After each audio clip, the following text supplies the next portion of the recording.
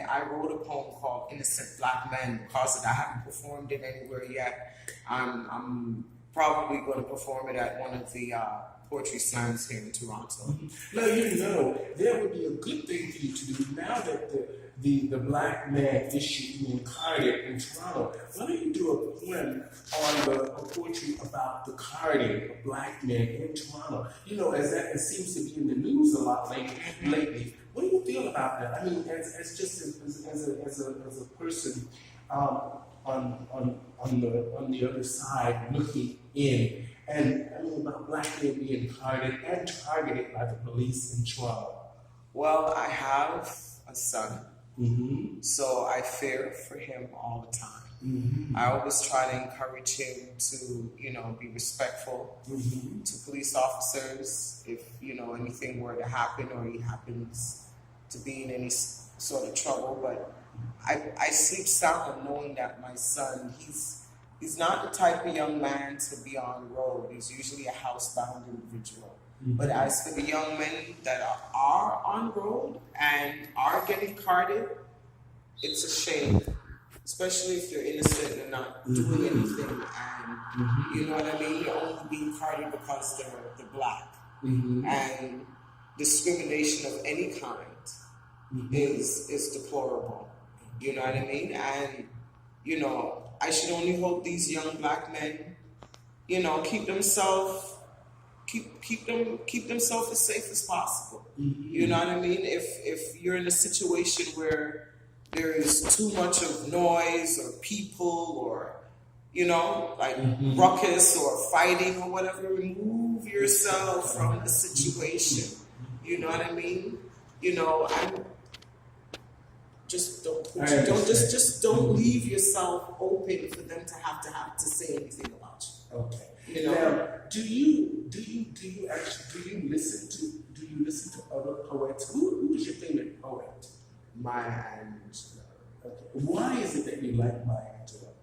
I like the way. First of all, I love her voice. Okay. And I love the message that she sends, and I like the way that she's able to write poetry freely. Like she'll see someone on the road, and she can make up a poem about them.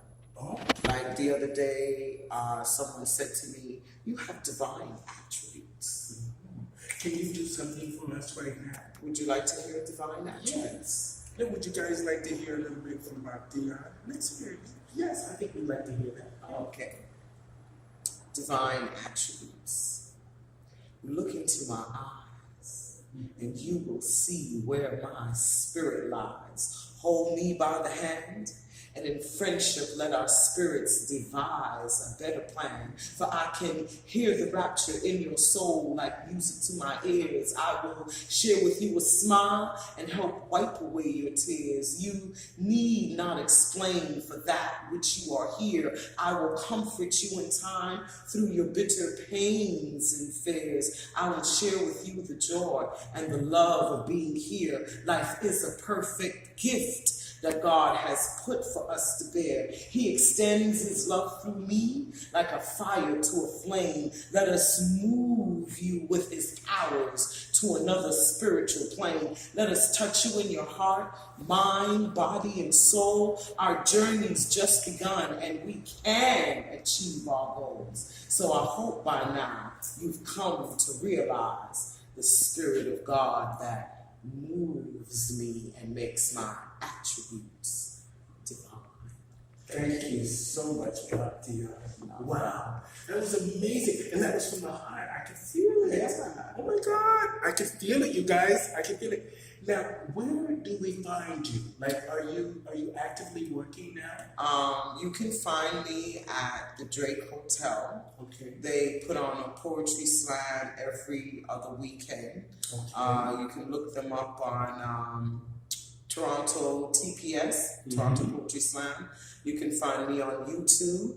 Okay. I'm under Dionne Bird of Paradise. Okay. I volunteer down by the Redwood. Okay. I'm getting ready to put out a play, theatrical production called I Am in Hispanic Sunrise. Oh, wow. And it's to encourage and empower women of all ages, you know, to basically stand up for themselves and to say no and to say don't touch me and to have that voice where you can speak out and just, you know, let your voice be heard. So it's a play based on my book that I have out called I Am in the Span. It's called In the Span of a Sunrise. In the Span of a Sunrise. Span of a Sunrise. It's on lulu.com by Dionne Bird of Paradise. And you can also find me on Instagram. I'm Bird of Paradise 66. You can find me on Facebook. You keep calling the Bop Dionne. That's on Facebook. That's Bop Dionne Samuels. Okay, Bop Dionne Samuels, everybody. Samuels. And as for the play, I want to have it out by early fall of next year. I'm still, you know, getting people and whatnot for that. Okay. And yeah. What do you say to the haters that don't like poetry? What do you say to them? Well, see, poetry engulfs a lot of things. Singing, you know, songs have words that rhyme and are poetic. Rapping is also a form of poetry. Singing is a form of poetry. You know, we are all poetry in motion, as far as I'm concerned. I've heard that. Yeah, we are all poetry in motion. So to say that you don't like poetry is to say you don't like yourself, or you don't like your environment, you don't like music, you don't like rap, you don't like singing. All of that within itself is poetry. You know what I mean? Dancing is poetry. Any way that of which you express yourself in the physical, in the verbal, in the spiritual, for me, all of that is poetry. Poetry you make it. So now, did you learn to speak the word of poetry? This is all personal experience, or does this come from you? The way you speak so eloquently and so clear that is it something that your mother taught you, or your grandmother? It's funny. Like I said, I grew up in New York. I was born in Jamaica, but I grew up in New York City. And when I lived in Jamaica, I used to be on a show called Ring Ding. Ring Ding. Ring Ding. I don't know if you ever. I'll look it up. Though. You got to look it up. So there's Miss Lou. Miss Lou on Ring Ding. I'm Mas Charlie. Now Miss Lou and Mas Charlie. Miss Lou and Mas Charlie have passed, but Miss Lou is one of Jamaica's national heroes. She's the one that made it okay and acceptable to speak patois and to speak in your tongue, your dialect. Because a lot of times we were told, no, you can't speak like that because it sounds better. But she encouraged the speaking of patois, and a lot of her poetry were done in patois dialect. So as a child, I used to have to learn those poems for church. So when they had the big events, Easter and Christmas, all the Sunday school children then would have to learn one of the poems out of Miss Louise Bennett's book. I give you one called Love Letter. Okay. Love Letter is based on a young man or woman in Jamaica writing a letter to their sweetheart in what they call foreign. Okay. What Jamaicans like to call foreign. Now, foreign is three places: Canada, America, and England. Fine. All right. So I usually like to do it like this. My darling love, my little dove, my dumpling, my gazada, my sweet Sue, I go for you like whole fly go for sugar. As I put my pen to paper and my pen lips start to fly. Remember the first day you catch me eye. You didn't just come off a tram car. A bus was to your right. A car swift by your left side. You turn up tiff with fright.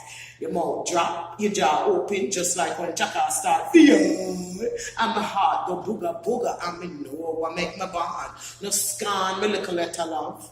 No laughter after me, me landing not too good, what me can't spare, me draw. The thing in the corner with the freckles is my heart.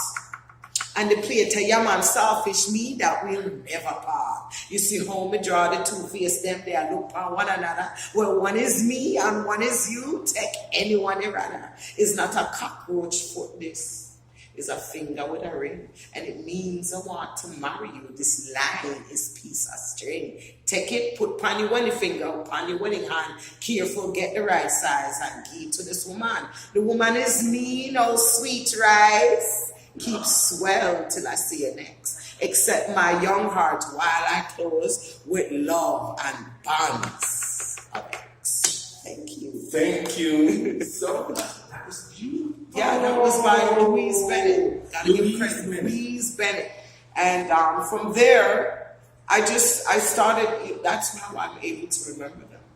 Because when you were performing or doing a Louise Bennett poem, you don't look too socky reading it off the page. You got to put a little emphasis and a little drama into it. So as a poet now, you will never see me stand on stage and read off of a tablet or out of my phone or off of paper or anything like that. I always try that.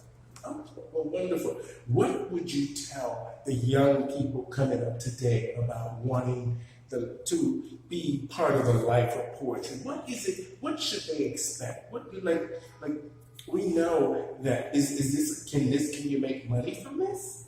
Is there actually, you can make money from it. The top pinnacle, I guess, of being a poet would be to win a Pulitzer Prize for poetry, for writing, and another thing you can do. There's a lot of shows where you can enter slams, and if you win the show, there's money. There's a lot of writing competitions on the internet. All you have to do is look up poetry, writing contests, and there's many different contests out there. They ask for comical poetry or prose or whatever, and yeah, man, you can do some stuff or write a book, compilate your stuff and write a book. So we can find you at the Drake. You can find me at the Drake. You can find me at the supermarket. You will find me on my own stage with the play I Am His Fan. Now, can you just remind the audience what you have coming up and what Dionne Bop is planning now? Tell our audience what you're planning now and how they should get involved if they want to be involved or come see you. Exactly, like you say, you have a show that you're writing now. Yeah, I have a Is show. it the life of poetry, or is it just about you? Or actually, like I said, it's a play about empowerment of women. Okay. It's based on the I am theory. Who are you? What do you bring to the table? What speaks loudest from your soul? What is your I am? Is basically what I'm asking. Okay. You know what I mean? I am a poet. I'm a hairstylist. I'm a mother and a sister. What do you bring to the table? And like I said, it's to for women to rise up and just have a voice and have a good time singing and. Because I wanted the play is going to be a call back, call and response. Okay. So the audience will be involved. I'll give them instructions in order to help them help me save the poem. Well, that's it. That's great. Audience participation. Participation. What's the age range of the people that come to see you that like poetry? What's the age range? Usually anywhere from. From about 13, 14, I've seen, because they have like a younger poets group, that the youth poetry that get together, and you'll find anywhere from, I guess, 16 on up to 20 something, and then. What's the background? Are they just all black people? No, it's a diverse. You'd be surprised from the very old to the very young. Comes out and enjoys poetry, you know what I mean? So, on your final thoughts, what is it that you think people should know understand about poetry and understand about Bop Dionne and what is it what's the message that you'd like for the world to understand? What is it that what message that you want to tell the people about poetry and about you as Bop Dionne? Well, poetry is a personal and very spiritual and emotional sense of expressing oneself. Okay. You know, and for me, maybe the things that I might not be able to say to you, you know, just by talking to you now, I might be able to go home and better articulate it so that I can get everything out. Because I find a lot of times when we try to conversate with people, they talk over you and you talk over them, and no one ever really listens, you know. But how much more do you listen when I write it out? You know, and I can maybe even give it to you and you read it and take it in. You know what I mean? Or you come and you see me perform, and like I said, a lot of times things I've orated to people, it touches them. It touches them on a, you know, depends on what they're going through. You know, if they're going through a breakup, it touches them on an emotional level. If they're trying to find some inspiration, it touches them on a spiritual level. If they need some consciousness, it touches them on a conscious level. Because I speak to all those genres of topics that, you know, is in media. You know.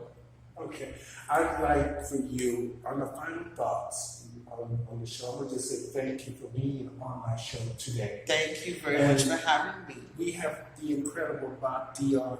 Can you do a little something for us to take us out? Take us out? Okay. Yeah, to take us out. Well, since this is Christmas. It's Christmas, everybody. And everybody wants, you know, they're all wishing on the star, and they want some stuff for Christmas. So this one's called Make a Wish. Talk to our audience. All right.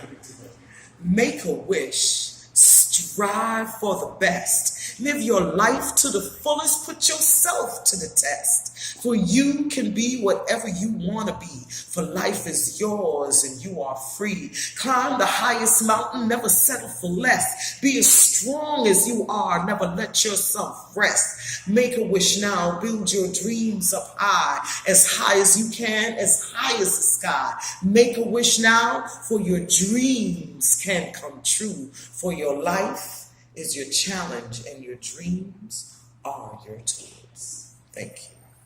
Thank you. Thank you, Bop Dionne. Thank you. No problem. That was great. That was great. Thank you, everyone, for joining me here on the Stephanie Stevens Show. Be sure to tell all of your friends about the Stephanie Stevens Show, and be sure to share our links with everybody. We will have this episode of the Stephanie Stevens Show with the fabulous Bop Dionne on Saturday, December 14th. We will have it on YouTube, so be sure to share the link. Thanks, everybody. Bye. Merry Christmas. Merry Christmas. And happy holidays. Happy and New Happy Year. New Year. Happy New Year. Thanks, everybody. Bye.